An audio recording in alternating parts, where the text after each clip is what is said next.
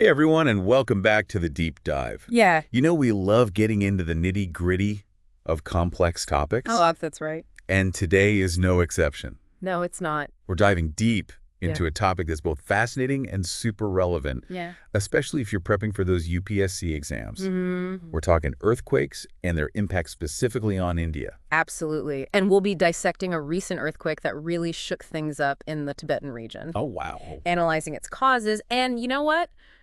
We're going to unpack why this event is sending ripples all the way to India. Okay. I'm intrigued already. Good. So what are our sources for this deep dive? Well, our main source is a text simply titled Pasted Text. Okay, straightforward. It is, and it really breaks down the earthquake, its origins, and what it means for India, particularly from a geopolitical perspective. So UPSC aspirants, Yes. listen up. This one's packed with insights that can be crucial for both your prelims and mains exams. Definitely. Okay, let's jump right in. Let's do it. Can we start with the event itself? What actually happened? So just recently, a magnitude 7.1 earthquake hit the Tibetan region of China and Nepal. Wow. The devastation is widespread and is a stark reminder of just how powerful, these forces are beneath our feet. Yeah, you think about it, an earthquake strong enough to shake Mount Everest. Exactly. That's incredible. It is. But why should India be concerned about an earthquake that happened, in Tibet? That's a great question. Yeah. And here's the thing. What happens in the Tibetan region, it doesn't stay there, especially when it comes to seismic activity. Okay. This recent earthquake, it originated in the Lhasa terrain. Lots of terrain. Yeah, it's a zone known for its seismic instability, Uh-huh. and it's directly linked to India. Okay, geographically and geologically. Geographically and geologically, you got it. Okay, so that's where things get interesting. It is. So could you elaborate on that connection? Sure. So the Lhasa terrain sits right at the edge of where the Indian and Eurasian tectonic plates collide. Oh, wow. This constant collision creates immense pressure, Mhm. making it a breeding ground for earthquakes. Okay. In fact, since 1950, the Lhasa terrain has experienced a staggering 21 earthquakes Oh, gosh. with magnitudes of 6 or higher. So that's a lot. It's a lot of seismic activity. Yeah, but how does this connect to India specifically? Well, think about the Yarlung Tsangpo River. Okay. It originates in Tibet and flows eastward, eventually becoming the Brahmaputra River as it enters India. Right. Any major earthquake in that Lhasa terrain can disrupt this crucial water source, Yeah. which has significant implications for the downstream regions in India. Oh, okay. I'm starting to see the bigger picture here. Yeah. So an earthquake in Tibet can trigger a domino effect impacting water resources in Arunachal Pradesh and Assam. Right. That's definitely something UPSC aspirants need to be aware of. Oh, absolutely. So these events aren't just natural disasters. Yeah, they're not. They can have serious geopolitical consequences as well. Oh, And understanding these transboundary implications is crucial, especially for aspiring civil servants who will be dealing with these complex issues in the future. absolutely. This brings us to a new discovery. Ooh, new discovery. Yeah, it sheds light on why this particular region is so seismically active. Okay. A fault line called the Kichinko Fault, Hold on, a new fault line. a new fault line. That sounds pretty significant. It is. Tell me more about this Kichinko fault and how it plays into everything. So researchers have discovered that this fault, which runs right through the Lhasa terrain, is a major player in how the Tibetan plateau is moving eastward. Essentially, it's adding fuel to the fire, so to speak, intensifying the pressure already generated by those colliding Indian and Eurasian plates. So it's like a crack in the Earth's crust, constantly shifting, Yeah. releasing energy and making the region even more prone to earthquakes. Exactly. But what makes the Kichinko fault unique? So it's classified as a sinistral. Sinistral. Sinistral. Imagine standing on one side of the fault line and looking across. Right. In a sinistral fault, the block opposite you would appear to be moving to the left. Ah, so it's like a giant uneven sliding door, It is. constantly jerking and jolting, Yes. releasing energy in the form of an earthquake. That's a great way to visualize it. Okay. And because the Kichinko Fault is such a major tectonic boundary, its movements have a direct impact on the frequency and intensity of earthquakes in the region. So this newly discovered fault adds another layer of complexity to this already volatile seismic zone. Yes, it does. And this leads us to a broader question. Why is the entire Himalayan zone so prone to earthquakes in the first place? Well, the answer lies in that ongoing collision of the Indian and Eurasian plates. Right. Even today, millions of years after the Himalayas were formed, the Indian plate continues to slide beneath the Eurasian plate. That's incredible. It's a process called subduction. Subduction. Okay, so the Himalayas are essentially still growing, and this continuous movement creates immense stress along the multiple fault lines that crisscross the region. Exactly. And the existence of these numerous fault lines, including the main Himalayan thrust, makes the entire Himalayan region incredibly susceptible to earthquakes. Okay, that explains why we see so much seismic activity in the region, and it really drives home the point that India being right in this active zone needs to be prepared. Absolutely. But before we dive into earthquake preparedness, let's take a step back and make sure we're all on the same page about some basic earthquake concepts. Great idea. Sometimes a quick refresher on the fundamentals can make all the difference. It can. So let's break it down. What exactly is an earthquake? At its core, an earthquake is a sudden release of energy in the Earth's crust. Okay. This energy release creates seismic waves that radiate outward from the point of origin, and these waves are what cause the ground to shake. Okay, that makes sense. And what about those terms we often hear? Hypocenter and epicenter, what's the difference? So the hypocenter is the exact point within the Earth where the rupture occurs, while the epicenter is the point on the Earth's surface directly above the hypocenter. So the hypocenter is where the action starts deep underground, and the epicenter is where we feel the effects most strongly at the surface. Exactly. And it's important to remember that there are different types of earthquakes. Tectonic, volcanic, collapse, and explosion. Wow. The one we're discussing, triggered by the movement of tectonic plates, is classified as a tectonic earthquake. Gotcha. And as we've seen, tectonic earthquakes, especially in a complex and active region like the Himalayas, can have far-reaching consequences. Right, and that's why understanding these concepts is so crucial for aspiring civil servants in India. Earthquake preparedness and disaster management are essential aspects of governance, especially considering India's vulnerability to seismic activity. I'm already feeling more informed, and we've only just scratched the surface. We have. This is turning out to be a truly eye-opening deep dive. It is, isn't it? Yeah. And believe it or not, we've only just begun to uncover the fascinating complexities of this topic. Well, on that note, I think it's time to take a moment to process all this information. Okay. We'll be back in a flash to continue our exploration of earthquakes and their implications for India. Sounds good. Don't go anywhere. We'll be right back. Welcome back to the deep dive. Before we paused, to absorb all that info about tectonic plates and fault lines, we were talking about how important earthquake preparedness is for India. Right, and it's not just about knowing the theory, it's about understanding how that knowledge translates into action. Yeah, exactly. India has a robust system for classifying regions based on their earthquake risk, and the Himalayan region, as we discussed, falls under the highest risk categories. Okay, so we're talking about seismic zones 4 and 5. 4 and 5. Which means the potential for high-intensity earthquakes is very real. Very real. So let's say I'm an aspiring civil servant fresh out of the academy. Okay, and I get posted to a district in Zone V. Right. What kind of things should I be prioritizing from an earthquake preparedness perspective? That's a great question. And it's a scenario that UPSC examiners might very well ask you to analyze. Oh, really? Oh, yeah. Okay. First and foremost, you need to be aware of the existing infrastructure in your district. Okay. Are buildings, bridges, and other critical structures built to withstand a major earthquake? That's a good question. Are schools and hospitals adequately prepared? Yeah, these are all important things. These are the kinds of questions you need to be asking. So conducting a thorough vulnerability assessment of the entire district would be a critical first step. Exactly. And once you have a clear understanding of the strengths and weaknesses of the existing infrastructure, you can start developing and implementing mitigation strategies. Okay. This could involve retrofitting older buildings to make them more earthquake resistant, or incorporating stricter building codes for any new construction projects.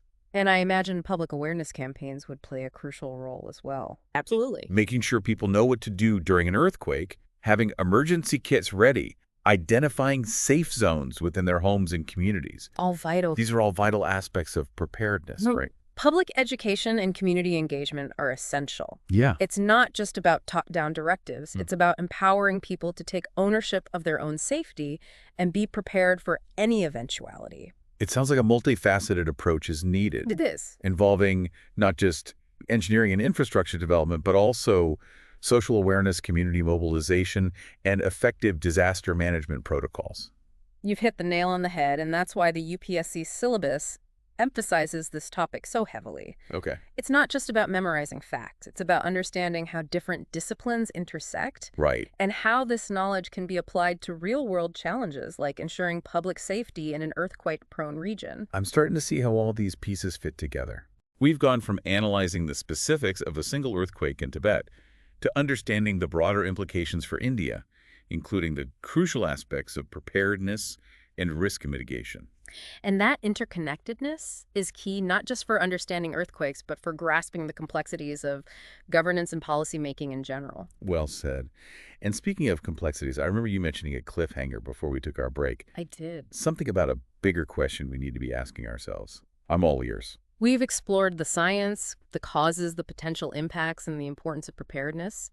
But the bigger question that often gets overlooked is, are we as a global community doing enough to truly mitigate the risks posed by earthquakes? That's a thought-provoking question. It is. I mean, we can build earthquake-resistant structures, educate people about safety procedures, and develop response mechanisms. Right. But can we actually prevent earthquakes from happening? Unfortunately, no. We can't control the movement of tectonic plates. Earthquakes are a natural phenomenon, and they will continue to occur. But what we can do is invest in research and technology that helps us understand these phenomena better, Okay. improve early warning systems, and develop more effective strategies to minimize the damage when earthquakes do strike. So it's about reducing vulnerability, not eliminating the risk altogether. Exactly. And this requires a global effort, as we've seen with this recent earthquake in Tibet. The impacts of these events can extend far beyond national borders. Right. We need international cooperation, knowledge sharing, and a commitment to sustainable development practices if we want to effectively address this challenge. It's a sobering reminder that we're all interconnected, not just geographically, but also in terms of the challenges we face as a global community. And that's why forums like the UPSC exams are so important. They encourage aspiring civil servants to think critically about these global issues, develop innovative solutions, and ultimately use their knowledge to make a real difference in the world. That's a powerful thought. And it brings us to another crucial aspect of understanding earthquakes: how we measure and classify them. Yes. I've heard about the Richter scale, Okay. but I have to admit my knowledge is a bit shaky, no pun intended. No worries. A quick refresher never hurts. Okay. The Richter scale is one way to measure the magnitude of an earthquake, which essentially tells us how much energy was released during the event.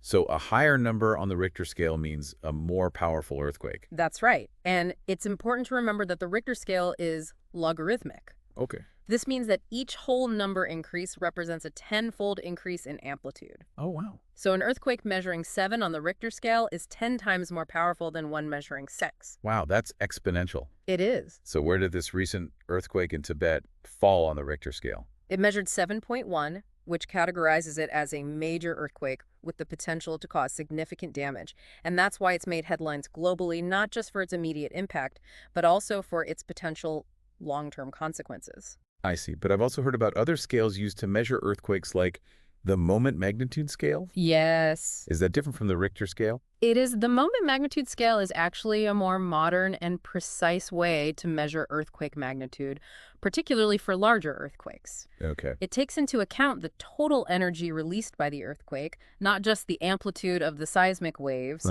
providing a more comprehensive picture of the event's power. So it's like comparing apples to apples rather than apples to oranges. Exactly. And while magnitude is a crucial factor, it doesn't tell the whole story. We also need to consider intensity, Okay. which describes the effects of an earthquake at a particular location. So two earthquakes could have the same magnitude, but different intensities depending on factors like the local geology, the depth of the earthquake, and the distance from the epicenter. Precisely. Intensity takes into account things like ground-shaking damage to buildings and even human perception of the event. So it's a more localized measure of an earthquake's impact, whereas magnitude gives us a more global perspective on the energy released. That's a great way to summarize it, and scientists use a different scale to measure intensity. The modified Mercalli intensity scale, which ranges from Roman numeral, and not felt, to 12, total destruction. That's quite a range. It is. So how is intensity determined? Do scientists rely on instruments, or is it more subjective? It's a combination of scientific data and first-hand accounts. Scientists gather information from seismographs, of course, but they also rely heavily on observations and reports from people who experienced the earthquake. Interesting. So they take into account things like how much the ground shook, what kind of damage occurred to buildings, and how people reacted to the event. Right, and by mapping these intensity levels across a region, scientists can get a better understanding of the earthquake's footprint, Okay. how it impacted different areas, and how those impacts varied from place to place. Wow, I'm learning so much about the science behind measuring and analyzing earthquakes. It's fascinating how much information can be gleaned from these events. And that knowledge is essential not just for scientists, but for anyone involved in disaster preparedness, urban planning, and policy making. Absolutely. Yeah.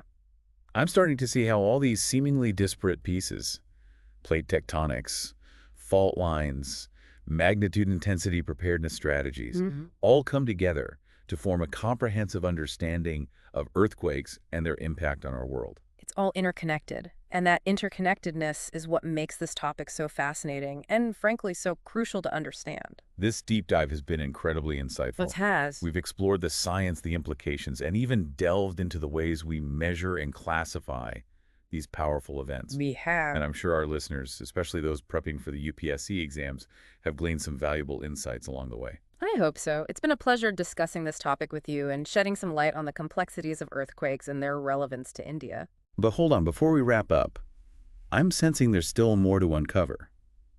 We've touched on the geopolitical implications of earthquakes, the importance of preparedness, and the science behind measuring these events. But what about the human element? Yeah. How do earthquakes impact individuals and communities, and what lessons can we learn from past experiences? You're right. There's always more to explore, and the human element is perhaps the most crucial aspect of all. So let's dive into that as we continue our conversation. Sounds fascinating. We'll be back in a moment to delve deeper into the human side of earthquakes. Stay tuned. Welcome back to the Deep Dive. We've covered a lot of ground from the mechanics of earthquakes to their potential impact on India. But now it's time to shift our focus to the human element. That's right, because while we can talk about tectonic plates and seismic scales, it's important to remember that earthquakes are not just abstract geological events. They have a very real and often devastating impact on people's lives. Exactly.